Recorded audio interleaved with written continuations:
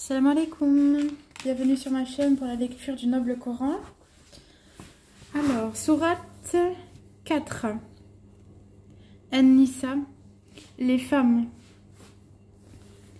Bismillahirrahmanirrahim, A'udhu billahi minash shaitanir rajim. Au nom d'Allah, le tout miséricordieux, le très miséricordieux. Ô homme, craignez votre Seigneur qui vous a créé d'un seul être et a créé de celui-ci son épouse. D'Adam, il a créé Ève, et qui de ces deux-là a fait répandre sur la terre beaucoup d'hommes et de femmes. Craignez Allah, au nom duquel vous vous implorez les uns les autres, et craignez de rompre les liens du sang. Certes, Allah vous observe parfaitement. Et donnez aux orphelins leurs biens, n'y substituez pas le mauvais au bon. Ne mangez pas leurs biens avec les vôtres, c'est vraiment un grand péché.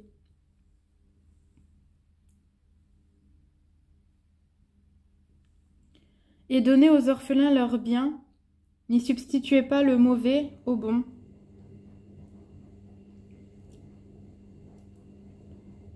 Ne mangez pas leurs biens avec les vôtres, c'est vraiment un grand péché.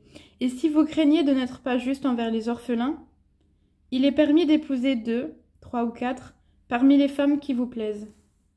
Mais si vous craignez de n'être pas juste avec celle-ci, alors une seule ou des esclaves que vous possédez.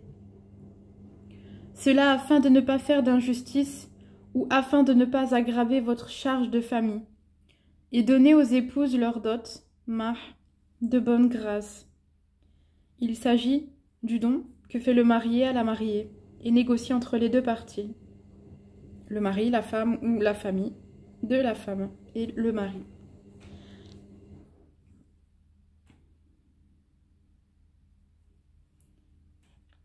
Si de bon gré elle vous en abandonne quelque chose, disposez-en alors à votre aise et de bon cœur. Et ne confiez pas aux incapables vos biens dont Allah a fait votre subsistance. Mais prélevez-en pour eux, nourriture et vêtements, et parlez-leur convenablement. Et éprouvez la capacité des orphelins, jusqu'à ce qu'ils atteignent l'aptitude au mariage. Et si vous ressentez en eux une bonne conduite, remettez-leur leurs biens, ne les utilisez pas dans votre intérêt avec gaspillage et dissipation. Avant qu'ils ne grandissent, quiconque est aisé, qu'il s'abstienne d'en prendre lui-même. Il s'agit de ceux qui sont chargés de l'héritage du jeune orphelin. Qui est aisé devrait s'abstenir de se payer lui-même de cet héritage qui lui est confié, s'il est pauvre alors qu'ils y puisent une quantité convenable, à titre de rémunération de tuteur.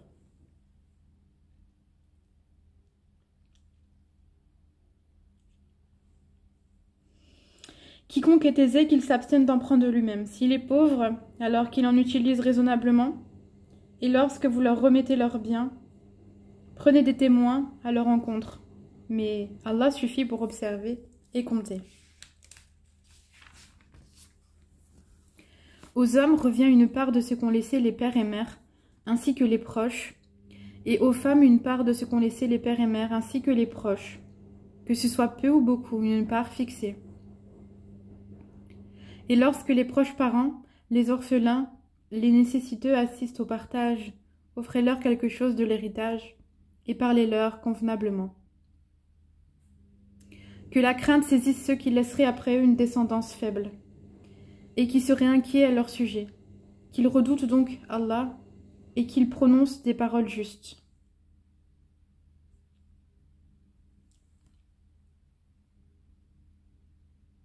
Et lorsque les proches parents, les orphelins et les nécessiteux assistent au partage, offrez-leur quelque chose de l'héritage, et parlez-leur convenablement. Que la crainte saisisse ceux qui laisseraient après eux une descendance faible, et qui seraient inquiets à leur sujet, qu'ils redoutent donc Allah, et qu'ils prononcent des paroles justes. Ceux qui mangent disposent injustement des biens des orphelins, et ne font que manger du feu dans leur ventre. Ils les brûleront bientôt dans les flammes de l'enfer. Voici ce qu'Allah vous enjoint au sujet de vos enfants, Au fils, une part équivalente à celle de 2 filles.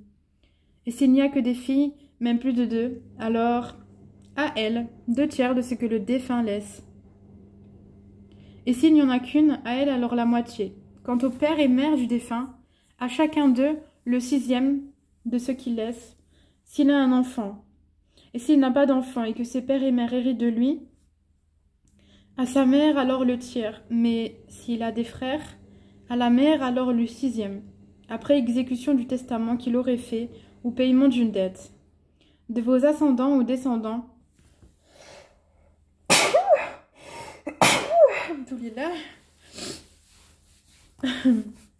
de vos ascendants ou descendants, vous ne savez pas qui est de plus près de vous en utilité.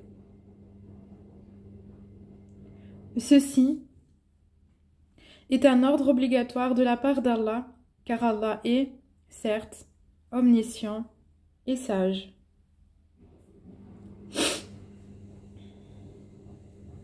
Alors, il est stipulé que, pour la loi de l'héritage de succession, au fils une part équivalente à celle de 2 filles.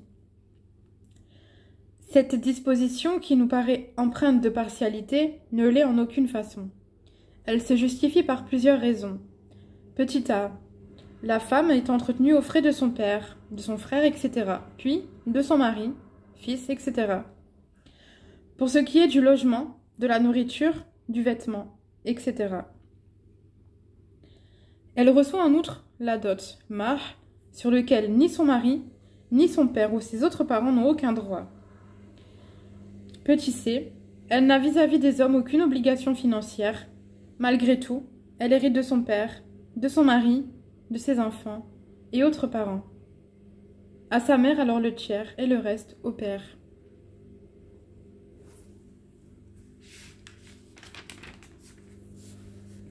Et à vous la moitié de ce que laissent vos épouses, si elles n'ont pas d'enfants.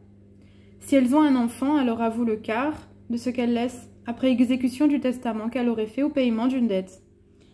Et à elle un quart de ce que vous laissez si vous n'avez pas d'enfant. Mais si vous avez un enfant, à elle alors le 8e de ce que vous laissez après exécution du testament que vous auriez fait au paiement d'une dette. Et si un homme ou une femme meurt sans héritier direct, cependant qu'il laisse un frère ou une sœur, utérin, à chacun de ceux-ci alors un 6e. S'ils sont plus de 2, tous alors participeront au tiers, après exécution du testament ou paiement d'une dette, sans préjudice à quiconque. Telle est l'injonction d'Allah, et Allah est omniscient et indulgent. Tels sont les ordres d'Allah, et quiconque obéit à Allah et à son messager, il le fera entrer dans les jardins sous lesquels coulent les ruisseaux, pour y demeurer éternellement, et voilà la grande réussite. Et quiconque désobéit à Allah et à son messager, et transgresse ses ordres, il le fera entrer au feu, pour y demeurer éternellement, et celui-là aura un châtiment avilissant. Celles de vos femmes qui forniquent, faites témoigner à leur encontre 4 d'entre vous. S'ils témoignent alors, confinez ces femmes dans vos maisons, jusqu'à ce que la mort les rappelle, ou qu'Allah décrète un autre ordre à leur égard. Il s'agit des femmes musulmanes, qu'elles soient mariées ou pas. C'est-à-dire qu'Allah décrète un autre ordre, révélé plus tard dans Sourate 24, verset 2, et mentionné dans une tradition du prophète Hadith. L'une d'eux d'entre vous qui l'ont commise, les deux d'entre vous qui l'ont commise, la fornication, sévissez contre eux. S'ils se repentent ensuite et se réforment, alors laissez-les en paix. Allah demeure accueillant au repentir et miséricordieux. Les deux signifient ici, selon interprétation, ou bien un homme ou une femme, ou bien 2 hommes.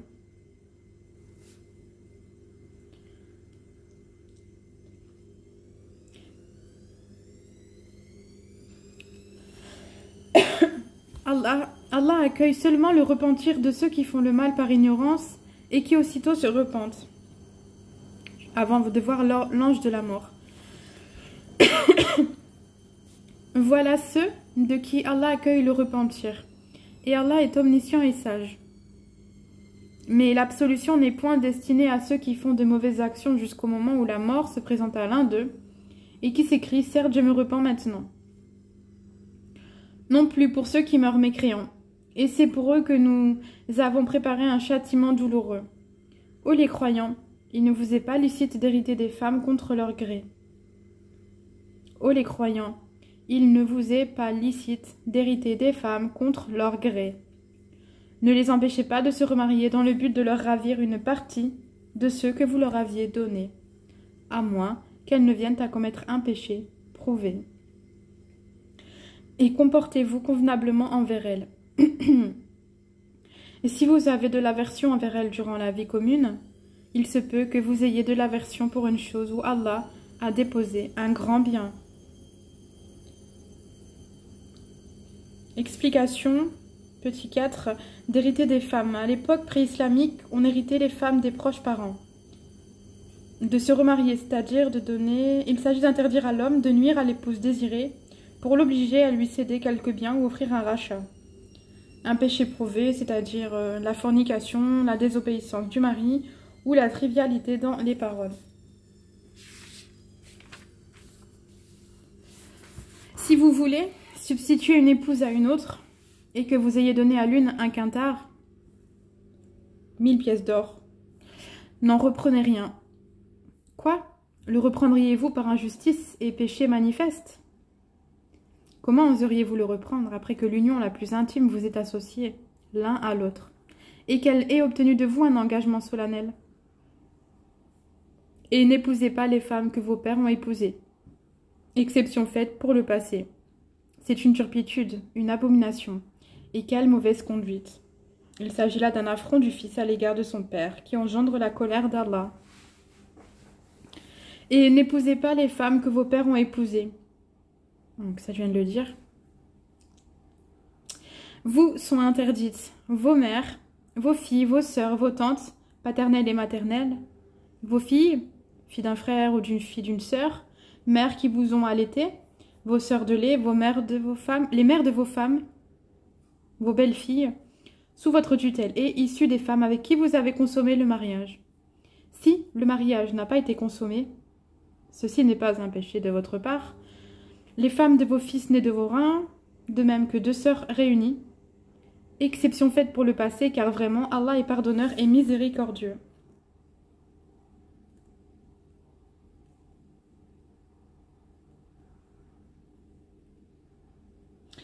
Il s'agit de deux sœurs réunies, sœurs utérines ou par allaitement. Il n'est pas interdit d'épouser la deuxième sœur après le divorce ou le décès de la première.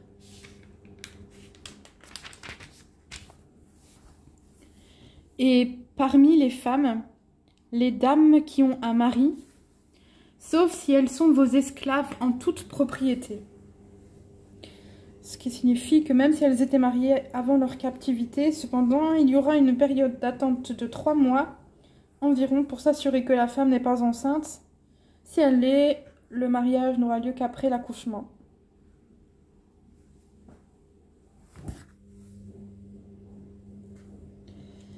Prescription... attendez. À chaque fois, je saute une phrase et je relis la même chose. Prescription d'Allah sur vous. À part cela, il vous est permis de les rechercher, en vous servant de vos biens et en concluant mariage, non en débauché.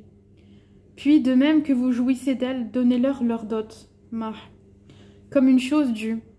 Et il n'y a aucun péché contre vous à ce que vous concluez un accord quelconque entre vous après la fixation du mar, car Allah est certes omniscient et sage.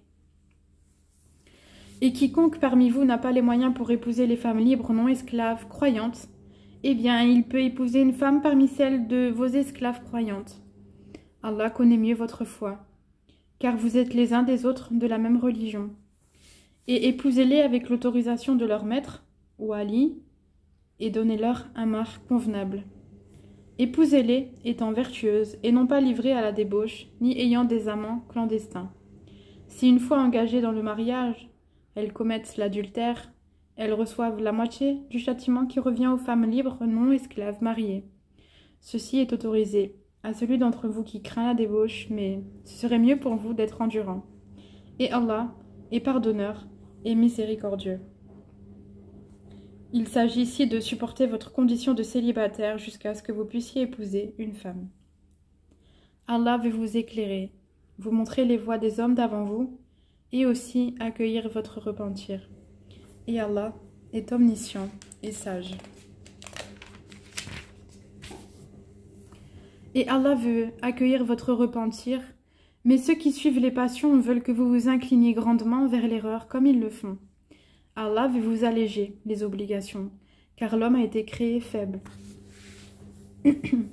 Ô les croyants, que les uns d'entre vous ne mangent pas les biens des autres illégalement, mais qu'il y ait du négoce légal entre vous, par consentement mutuel, et ne vous tuez pas vous-même. Allah en vérité est miséricordieux envers vous. Cela signifie ne vous tuez pas vous-même, cela signifie en commettant des péchés qui entraînent votre perte dans cette vie et dans l'au-delà. Et quiconque commet cela par excès et par iniquité, nous le jetterons au feu. Voilà qui est facile pour Allah. Si vous évitez les grands péchés qui vous sont interdits, nous effacerons vos méfaits de votre compte, et nous vous ferons entrer dans un endroit honorable, le paradis. Ne convoitez pas ce qu'Allah a attribué aux uns d'entre vous plus qu'aux autres, aux hommes la part qu'ils ont acquise, et aux femmes la part qu'elles ont acquise. Demandez à Allah de sa grâce, car Allah, certes, est omniscient. À tous, nous avons désigné des héritiers pour ce que leur laissent leur père et mère, leurs proches parents, et ceux envers qui, de vos propres mains, vous vous êtes engagés. Donnez-leur donc leur part, car Allah, en vérité, est témoin de tout.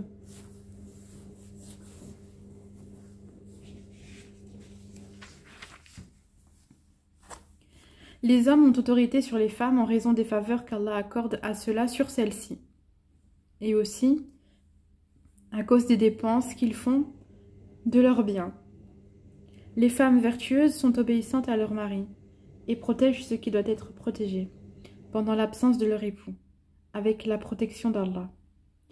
Et quant à celles dont vous craignez la désobéissance, exhortez-les, éloignez-vous d'elles dans leur lit et frappez-les. Si elles arrivent à vous obéir, alors ne cherchez plus de voix contre elles, car Allah est certes haut et grand. Ce qui doit être protégé, il s'agit de l'honneur de l'épouse et les biens de l'époux. Frappez-les. Il ne s'agit ici pas là de frapper violemment, mais simplement pour les faire obéir. Si vous craignez le désaccord entre les deux époux, envoyez alors un arbitre de sa famille à lui et un arbitre de sa famille à elle.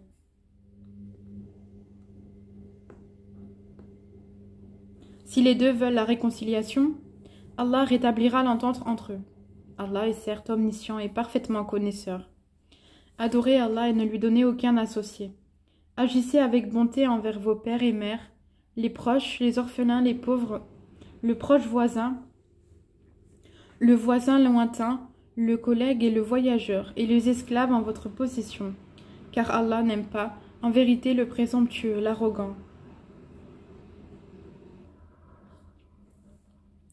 Ceux qui sont avares et ordonnent l'avarice aux autres, et cachent ce qu'Allah leur a donné de par sa grâce, nous avons préparé un châtiment avilissant pour les mécréants.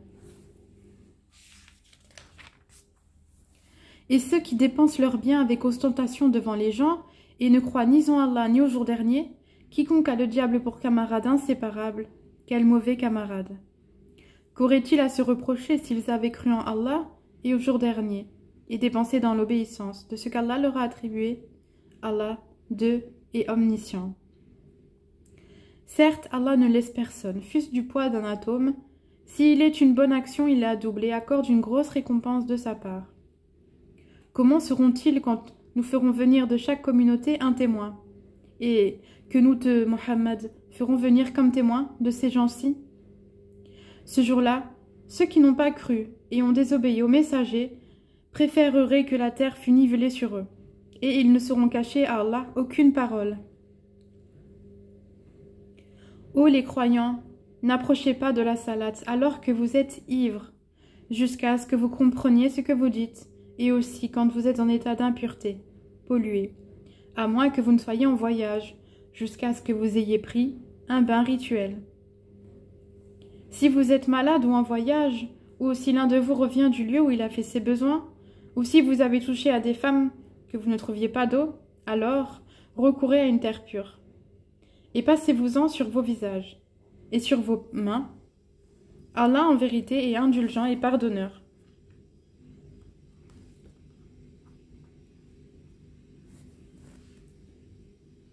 N'as-tu, Mohammed, pas vu ceux qui ont reçu une partie du livre acheter l'égarement et chercher à ce que vous égariez du droit chemin? Allah connaît mieux vos ennemis, et Allah suffit comme protecteur, et Allah suffit comme secoureur. Il en est parmi les Juifs qui détournent les mots de leur sens. Ils disent « Nous avions entendu, mais nous avons désobéi. Écoute sans qu'il te soit donné d'entendre, et favorise-nous, Ra'in, tordant la langue et attaquant la religion.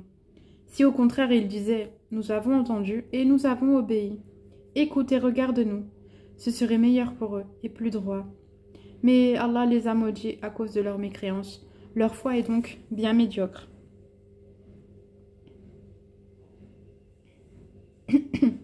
Ô vous à qui on a donné le livre, croyez à ce que nous avons fait descendre, en confirmation de ce que vous aviez déjà, avant que nous effacions des visages et les retournions sans devant derrière, ou que nous les maudissions, comme nous avons maudit les gens du sabbat.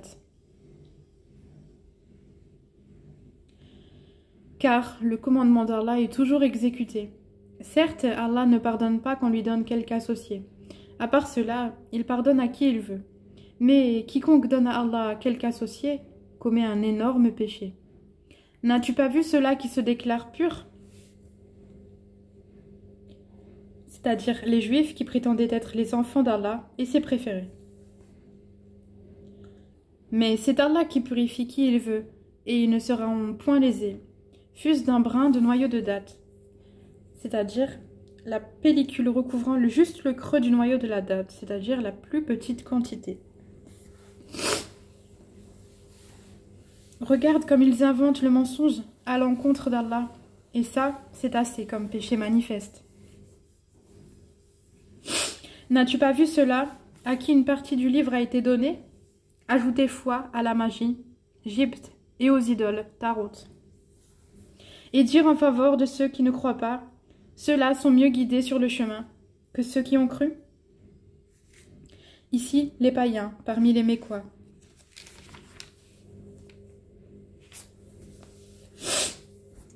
Voilà ce qu'Allah a maudit. Et quiconque Allah maudit, jamais tu ne trouveras pour lui de secoureur. Possède-t-il une partie du pouvoir? Il ne donnerait donc rien aux gens, fût-ce le creux du noyau de la date, une quantité donc insignifiante. Envie-t-il aux gens de ce qu'Allah leur a donné de par sa grâce? Or, nous avons donné à la famille d'Abraham le livre et la sagesse, et nous leur avons donné un immense royaume. Certains d'entre eux ont cru en lui, d'autres d'entre eux s'en sont écartés. L'enfer leur suffira comme flamme pour y brûler. Certes, ceux qui ne croient pas à nos versets, le Coran, nous les brûlerons bientôt dans le feu. Chaque fois que leurs peaux auront été consumées, nous leur donnerons d'autres peaux en échange, afin qu'ils goûtent au châtiment. Allah est certes puissant et sage. Et quant à ceux qui ont cru et fait de bonnes œuvres, bientôt nous les ferons entrer au jardin sous lesquels coulent les ruisseaux. Ils y demeureront éternellement. Il y aura là pour eux des épouses purifiées, et nous les ferons entrer sous un ombrage épais.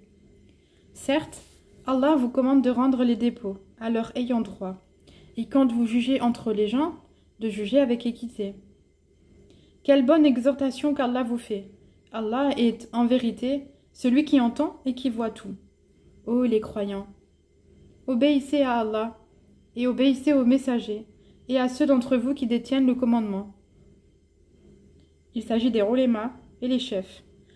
L'obéissance est due à ces derniers uniquement lorsqu'ils ordonnent le bien, et ce qui conforme au principe. Point d'obéissance à qui ordonne de désobéir au Créateur. Abu Daoud rapporte que l'envoyé d'Allah, sallallahu alayhi wa sallam, a dit « Le musulman se doit d'écouter et d'obéir dans ce qu'il aime et dans ce qu'il déteste, tant qu'il ne lui a pas été ordonné de désobéir à Allah. S'il en est ainsi, point d'écoute ni d'obéissance. »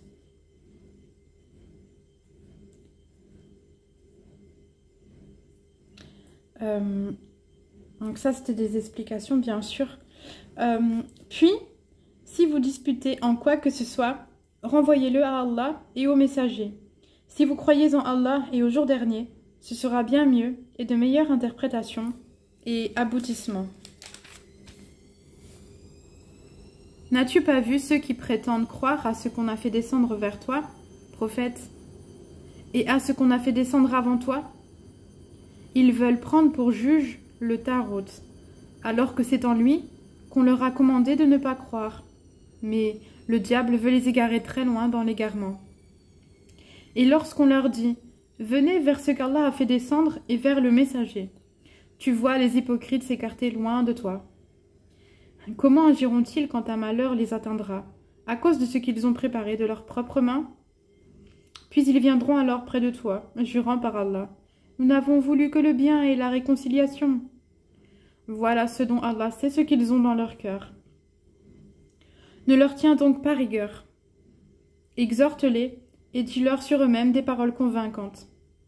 Nous n'avons envoyé de messagers que pour qu'ils soient obéis, car par la permission d'Allah. Si, lorsqu'ils ont fait du tort à leur propre personne, ils venaient à toi en implorant le pardon d'Allah, et si le messager demandait le pardon pour eux, ils trouveraient certes Allah très accueillant au repentir et miséricordieux.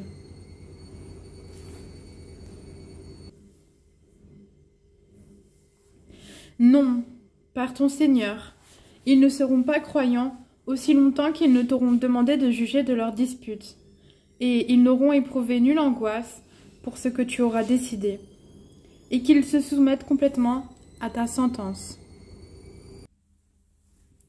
Si nous leur avions prescrit ceci, tuez-vous vous-même, ou sortez de vos demeures, ils ne l'auraient pas fait, sauf un petit nombre d'entre eux. S'ils avaient fait ce à quoi on les exhortait, cela aurait été certainement meilleur pour eux, et leur foi aurait été plus affermie. Alors, nous leur aurions donné certainement, de notre part, une grande récompense. Nous les aurions guidés certes vers un droit chemin. Quiconque obéit à Allah et aux messagers, ceux-là seront avec ceux qu'Allah a comblés de ses bienfaits, les prophètes, les véridiques, les martyrs et les vertueux. Et quel bon compagnon que cela! Cette grâce vient d'Allah, et Allah suffit comme parfait connaisseur. Ô les croyants, prenez vos précautions et partez en expédition, par détachement ou en masse. Parmi vous, il y aura certes quelqu'un qui tardera à aller au combat, et qui, si un malheur vous atteint, dira « Certes, Allah m'a fait une faveur en ce que je ne me suis pas trouvé en leur compagnie. » Et si c'est une grâce qui vous atteint de la part d'Allah, il se mettra certes à dire comme s'il n'y avait aucune affection entre vous et lui. Quel dommage! Si j'avais été avec eux, j'aurais alors acquis un gain énorme. Qu'ils combattent donc dans le sentier d'Allah, ceux qui troquent la vie présente contre la vie future. Et quiconque combat dans le sentier d'Allah, tué ou vainqueur, nous lui donnerons bientôt une énorme récompense.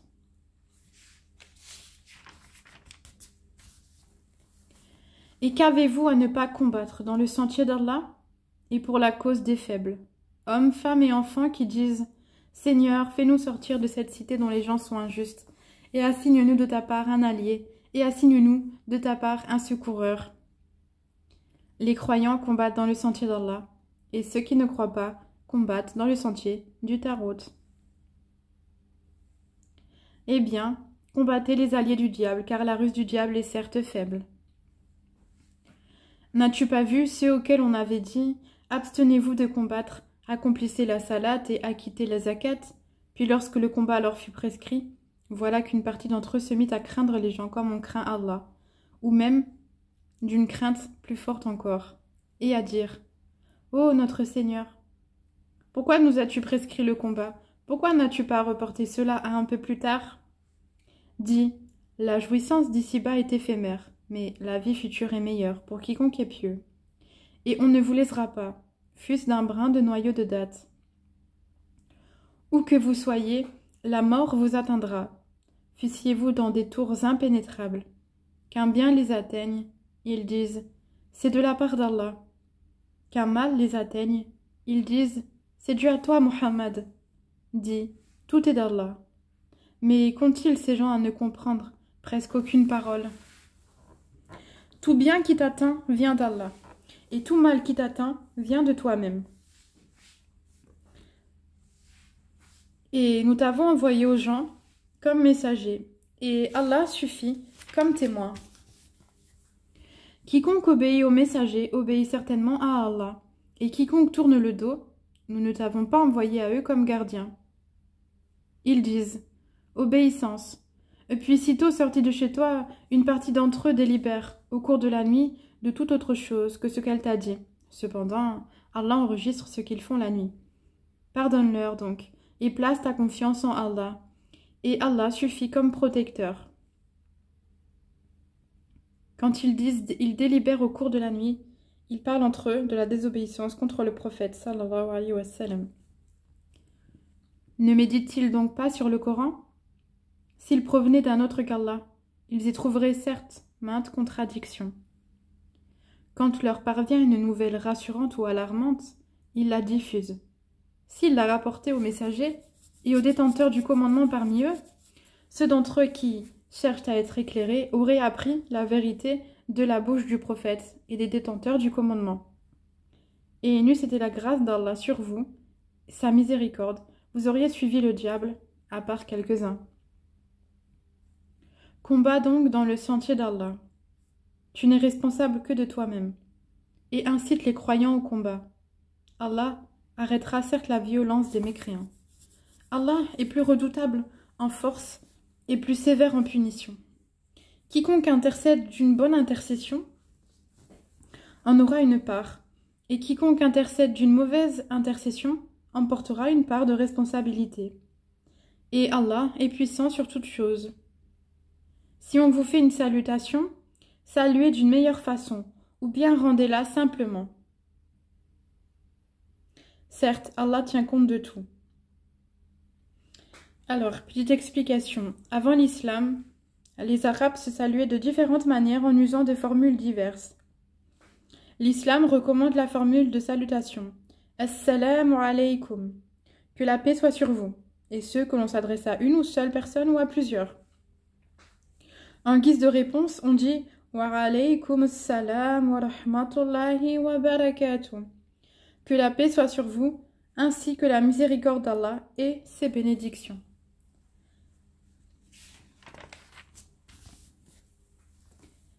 Allah. Pas de divinité à part lui. Très certainement, il vous rassemblera au jour de la résurrection. Point de doute là-dessus. Et qui est plus véridique qu'Allah en parole? Qu'avez-vous à vous diviser en deux factions au sujet des hypocrites?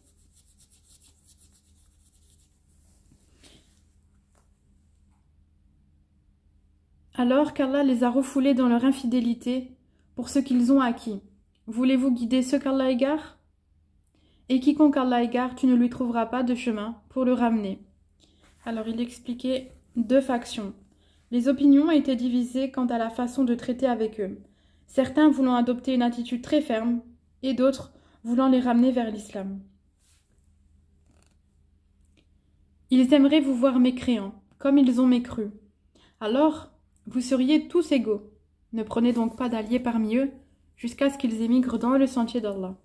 Mais s'ils tournent le dos, saisissez-les et tuez-les, où que vous les trouviez, et ne prenez pas parmi eux ni alliés, ni secoureurs, excepté ceux qui se joignent à un groupe avec lesquels vous avez conclu une alliance, ou ceux qui viennent chez vous le cœur serré d'avoir à vous combattre ou à combattre leur propre tribu. Si Allah avait voulu, il leur aurait donné l'audace et la force contre vous, et ils vous auraient certainement combattu. Par conséquent, s'ils restent neutres à votre égard et ne vous combattent point, et qu'ils vous offrent la paix, alors Allah ne vous donne pas de chemin contre eux. C'est-à-dire pas de permission pour les attaquer.